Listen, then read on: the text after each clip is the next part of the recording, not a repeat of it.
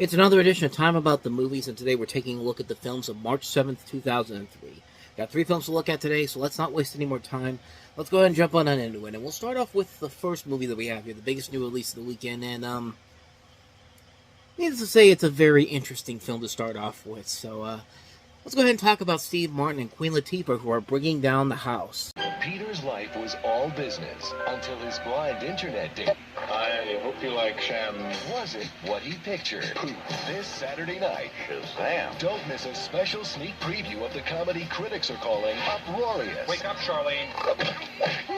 Outrageous. You got me straight tripping, boo. And irresistible. George is having trouble reading. Double-D-cup. Dad, what's a rat? It's a country. Bringing down the house. Rated PG-13. Yeah, that was a thing, and, let's go ahead and talk about this movie. You have Steve Martin as a lonely lawyer who is divorced, and he meets a woman on the internet thinking that he's meeting this lawyer that he sees in the picture.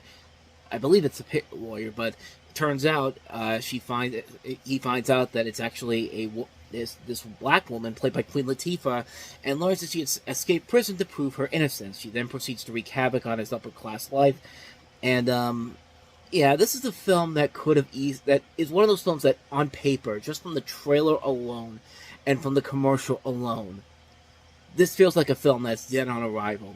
Like this feels like poison on so many levels, and, coincidentally, Queen Latifah was nominated for Best Supporting Actress for Chicago around this time, and one could potentially make the argument that this was probably the film that have caused her to lose the Oscar, even though I'm not going to go down that route, because Catherine Zeta-Jones definitely deserved to win in that category, But yeah, this is a film that easily could backfire on so many levels, and yet, despite how dated it can be, despite the fact that sometimes it feels like it is a film that is really, it's really so out of touch and it's so dated on so many levels.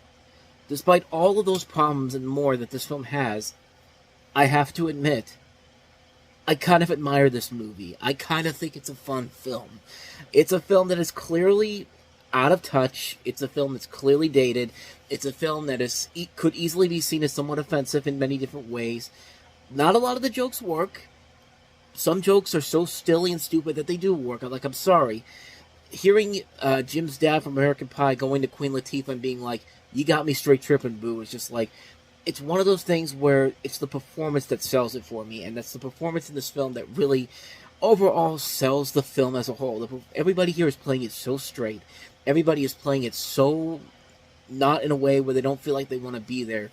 Everyone feels like they want to be here for how ridiculous this movie is, and that's really the thing that really pushes me to the level where I have to say that, yeah, this is not a great movie, but I'll be goddamn if I wasn't laughing my ass off a couple of times throughout this. I mean, Steve Martin and Queen Latifah really do work well in this film. I think the cast overall is great. Not just Martin, Latifah, and Levy, but you have Gene Smart, you've got Missy Pyle, Kimberly J. Brown, Angus T. Jones, pre-Two and a Half Men, Betty White, Michael Rosenbaum, Joe Plowright. A film that is so easily, it's in just one misstep, this thing could fall apart big time and completely crater off the map, but it really does not, and that's the weirdest thing about this. This film feels like something that's doomed from the beginning, but because the talent is there, they have a director that's able to make this work, it just really turns into a fun little comedy that, shockingly, was one of the first big hits of the year. Like, this thing made more money than Daredevil. This thing made more money than Kangaroo Jack, which was a hit in January, but this was the first major hit of the year. Like, it grossed over $166 million worldwide, so over a $33 million budget. So there was clearly a demand for this movie, and it's amazing how in just 3 weeks that this was the #1 movie in the country. You could say that maybe it's because there was nothing else out there for it to become a success, or I don't know. We'll have to wait and see what happens. Because honestly, off the top of my head right now, I can't figure out what else there would be. What else would come out after the next 2 weeks. But the fact that this thing was the #1 film for 3 weeks tells you a lot. Like, this is a film that could have easily come and gone, but no, it stuck around. It made money. It was a big hit when it came out, and really, it's a really funny movie. It's a film that I did not expect to hold up as well as it does. Hold up as well might be a little bit of an overstatement. It's a fun movie. It knows exactly what it's trying to do. It may not work at times, but it's a film that really works because the cast is so totally in on it. The writing is so totally in on it. The directing is in on it. Not everything about it works, but it was a fun film. And for Steve Martin, it was the beginning of a pretty good year for him because he had two big hits. This one and Cheaper by the Dozen, and then he had Looney Tunes Back in Action, which was not a hit financially, but was still a great movie overall. He had a really good 2003. Sort of kind of like a comeback year for him when you really think about it, but overall, yeah, it's a film that should not work by any means necessary, and yet, at least for me, I thought it kind of did. It's a goofy film. It's kind of a guilty pleasure, honestly. It's a film that should be so much stupider and worse than it actually is, but it's a film that's just kind of like, you know what?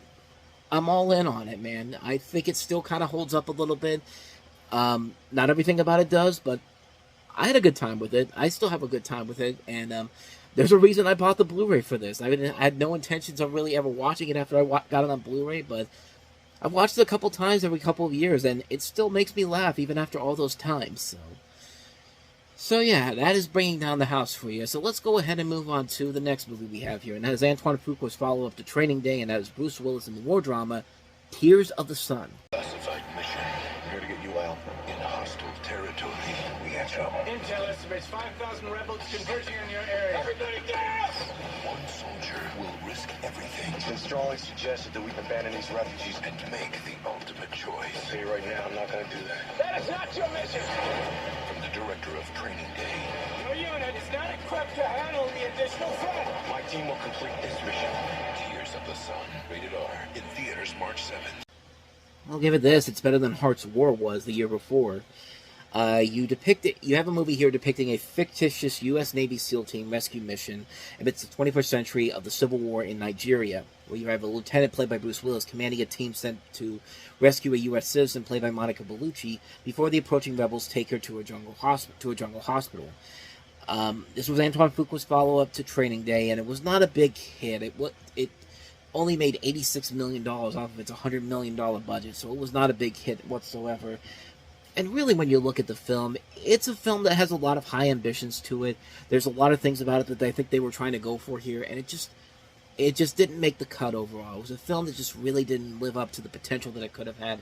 It also didn't help that Antoine Fuqua and Bruce Willis did not get along on the film. In fact, I'm reading what Antoine Fuqua said after the movie came out, and he said, "It made money. The reason I did it was because there was an opportunity to say something real, and I think there was a fear on a lot of different people's parts. Once I started bringing people from Africa over here, people with one legs, people who really experience these things over there, it got very real, and all of a sudden people started saying, wow, we want to make sure this makes money, we want to market this, and it needs to be more of an action movie. There's too much money involved for this to be just an important story about these people's plight, and it became that during the shooting, which is really difficult because you go into a movie trying to say something, and in the middle of it, people shift gears on you because of the business of people not believing in it can be stressful, can be successful without more action or more heroic things. It got twisted, and it became very frustrating for me because I found myself doing more of an action movie, which is not what I wanted to do. It was a battle on everyone's part. And he even goes by to say that, he got pissed, Bruce Willis got pissed, and he actually liked Bruce, and it got to a point where working together was difficult because they saw two different movies.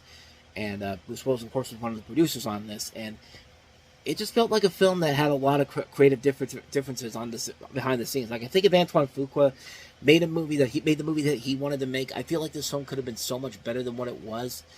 But I don't know. I mean, it feels like a film that has a lot of high ambitions and promise to it, but just didn't quite live up to it. I know there's a director's cut out there. I've never really seen it. I'm just going off of the theatrical cut.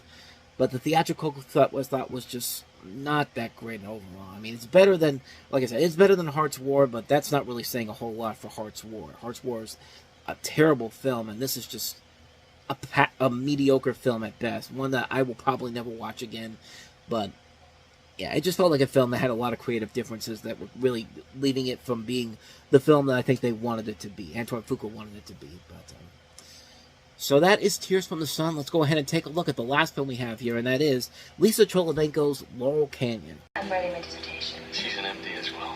Sam and Alex were starting their life together, This is my son. but worth sharing a house with her. She's a little odd. She's really weird. From the director of High Art, I know you're mad at that for me. it's irrelevant. Academy Award winner Frances McDormand as you've never seen her before. Christian Bale, Kate Beckinsale, Natasha McElhone, Alessandra Nivola. Why do you entertain us? What you want me to do? Laurel Canyon, rated R. So you have a newly graduated psychiatrist, Sam, played by Christian Bale, and his fiancée, Alex, played by Kate Beckinsale, who moved to Los Angeles from Sam's residency and into Sam's mother's house in upscale Laurel Canyon. Only problem is Sam's mother, played by Frances McDormand, is still there. Supposedly finishing up a record that she's producing from the band of her new boy toy, Ian, she seems more interested in smoking pot and drinking than actually working, though. Alex doesn't mind, but Sam is quite upset. Alex starts off focused on her work, finding a dissertation on genomics, but is then soon distracted by the rock and roll lifestyle going on around her.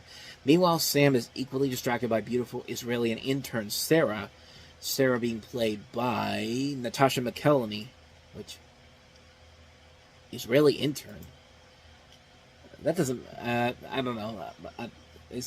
I actually have not seen this movie per se. I've only heard like little bits and pieces of it here and there, seen a couple scenes here and there, so I honestly can't say for certain that this film is how to really feel about this particular film. From the little bits I saw from it, I thought it was alright, but there's just things about it that are just kind of like, from the little bits I saw, they were just kind of like, yeah, nothing too crazy, nothing too spectacular, just it looked like okay for what it was. But like I said, I haven't seen the movie in full, so I can't really say for certain how good the film actually is. But I hear it's got some decent praise overall, and I did like this person's, the Lisa Cholodenko's last film she directed, which was The Kids Are Alright. I thought that was a really good film, so I have a little bit of expectations going into this one, but it's one I'm probably not going to check out anytime soon. But maybe down the line I'll definitely check it out. But on the little bits and pieces that I saw, Laurel Canyon looked kind of interesting, but that's all I got for you on that one. And so with that said, we wrap up another edition of Time About the Movies, and when we meet next time, we'll take a look at 4 more movies, including Frankie Muniz and Hilary Duff and the spy comedy Agent Cody Banks. We also have The Hunted, directed by William Friedkin, Crispin Glover in the remake of Willard, and we also have the unexpected surprise hit Bennett Like Beckham with Parminder Nagra and Keira Knightley pre-Pirates of the Caribbean. So we'll take a look at those 4 films on the next episode. But until then, thank you so much for watching, and if you want to see more videos like this, please hit the plays on the next page, check out the previous episode, and also don't forget to hit the like and subscribe button if you want to see more videos like this on this channel. And don't go too far away, because coming up after I post this, there will be a new Time About the Movies flashback. We'll flashback to April Fool's Day 1988 with a couple of notable films, including Michael Keaton in Beetlejuice, Michael J. Fox and Kiefer Sutherland in Bright Lights, Big City, Demi Moore in The Seventh Sign, and Bellman and True. So we'll take a look at those 4 films on Time About the Movies flashback, which will be coming up right after this.